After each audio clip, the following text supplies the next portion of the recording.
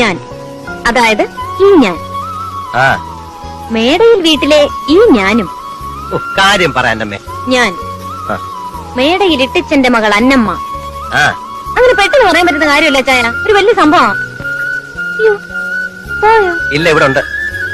ഞാൻ പോവാ. പറഞ്ഞിട്ട് പോ അന്നമ്മേ. ഇവിടെ തമാശ കളിക്കില്ല കേട്ടോ. തമാശയോ? എന്ന് പറയട്ടെ.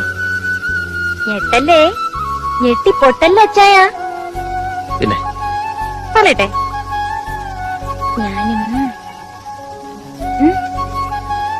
ഞാനും കമ്മ്യൂണിസ്റ്റായി.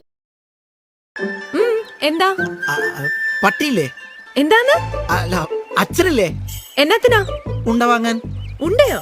യെസ്, ഉണ്ട, വെടിയുണ്ട. അപ്പൊ കുട്ടിയൊന്നും അറിഞ്ഞില്ല. കഷ്ടം, ഘോര സംഘടനമായിരുന്നില്ലേ? ആരുമായിട്ടായിരുന്നു ഘോര സംഘടനം? മറ്റാര്? പുലിയും പിന്നെ ഞാനും.